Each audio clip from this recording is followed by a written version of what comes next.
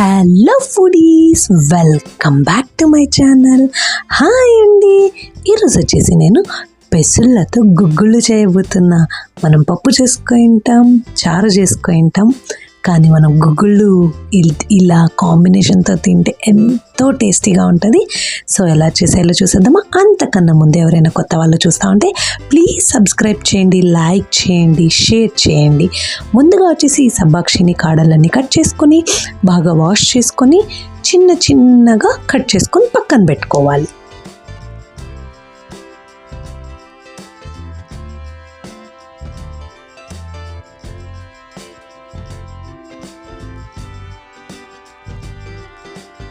Stove మీద పెనం పెట్టుకొని ఒక కప్ పెసులుని పెనం పైన యాడ్ చేసి దాన్ని జస్ట్ ఒక 2 minutes అలా వేడి చేసుకోవాలండి. జస్ట్ రోస్ట్ చేసుకొని 2 minutes తీసేసుకొని వాటిని చల్లారనివ్వాలి.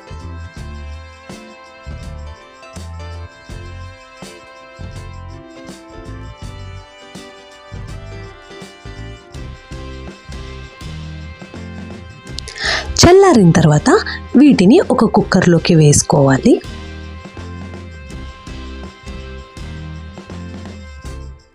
అలానే ఇందాక కట్ చేసి పెట్టుకున్న సబ్బాక్షి ఆకులు ఉన్నాయి కదా, వాటిని కూడా ఇందులోనే యాడ్ చేసుకొని ఒక 1/2 చిట్టి ఆయిల్ పోసుకొని ఒక 1/2 స్పూన్ పసుపు కూడా వేసుకొని 3 గ్లాసుల నీళ్ళు, మీకు అంటే ఎంత పులుసుకి వాటర్ కావాలో అంత వాటర్ని యాడ్ చేసుకొని మూత పెట్టుకొని జస్ట్ ఒక విజిల్ వేసుకోవాలి.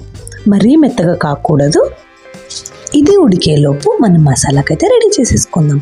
ఇప్పుడు పెనం పెట్టుకొని పెనంలో ఒక 20 పచ్చిమిర్చీలు వేసుకొని దానికి ఒక 1/2 స్పూన్ చిట్టి ఆయిల్ యాడ్ చేసుకొని వాటిని ఫ్రై చేసుకొని పక్కన పెట్టుకోవాలి. ఇవి వచ్చేసి నేను రెండిటిగానే యూజ్ చేస్తున్నానండి. మీరు ఇందాక చూసారు కదా, ముద్దలో వేసిన పులుసు ప్లస్ ఈ గుగ్గుళ్ళు, అందుకని ఒక పార్ట్గాను నేను గుగ్గుళ్ళకి పచ్చిమిర్చి తీసేసుకొని ఒక 15 ఎల్లిపాయలని యాడ్ చేసుకొని గ్రైండ్ చేసుకొని పేస్ట్ చేసుకోవాలి.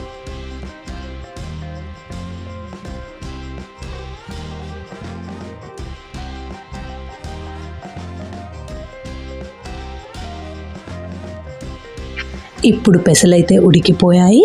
సో ఎంతవరకు ఉడికాయో చూసేద్దాం.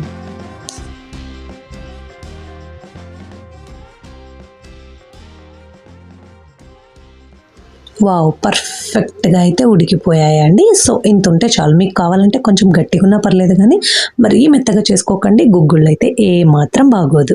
సో ఇప్పుడు ఈ రసాన్ని మొత్తం వంచేసుకోవాలి. ఈ రసంతో నేను ఇంకొక పులుసుని చేశాను. ఈ ముద్దతో పులుసు అనమాట. యాక్చువల్గా ఈ 3 బెస్ట్ కాంబినేషన్, అందుకని మీరు ఈ ఉదక అంటారు దీన్ని. ఈ రెసిపీ కావాలంటే నేను ఇక్కడ లింక్ అనేది డిస్క్రిప్షన్లో ఇచ్చాను, ప్లస్ ఇక్కడ కూడా పోస్ట్ చేస్తున్నా.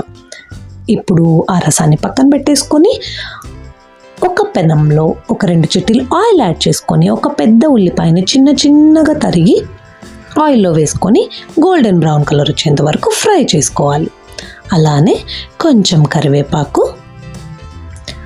ఒక 2 ఎండుమిరపకాయలని కూడా తుంచి ఇందులో వేసుకొని కలుపుకొని కుక్ చేసుకోవాలి.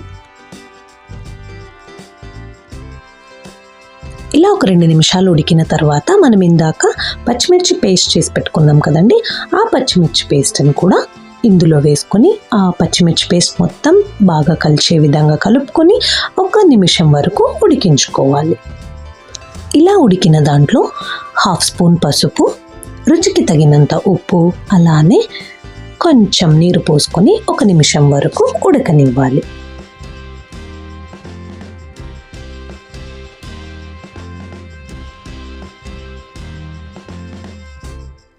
ఇలా ఉడికిన దాంట్లో ఇందాక మనం పెసులు సబ్బాక్షిని ఉడికించుకున్నాం కదండి, ఆ గుగ్గుళ్ళని ఇందులో వేసుకొని బాగా కలుపుకొని ఒక 2 నిమిషాల వరకు ఉడకనివ్వాలి. ఈ గుగ్గుళ్ళు వచ్చేసి ఈ ముద్ద పులుసు అంటే ఉదుకాకి బెస్ట్ కాంబినేషన్ అండి. ఇది కాకుండా మీరు రొట్టెలో కూడా తినొచ్చు, చాలా టేస్టీగా ఉంటుంది. సో ఫైనల్గా ఇలా కొత్తిమీర జల్లేసుకుంటే రెడీ. ఎవరైనా కొత్త వాళ్ళు చూస్తూ ఉంటే ప్లీజ్ సబ్స్క్రైబ్ చేయండి, లైక్ చేయండి, షేర్ చేయండి. Thanks for watching. Keep supporting.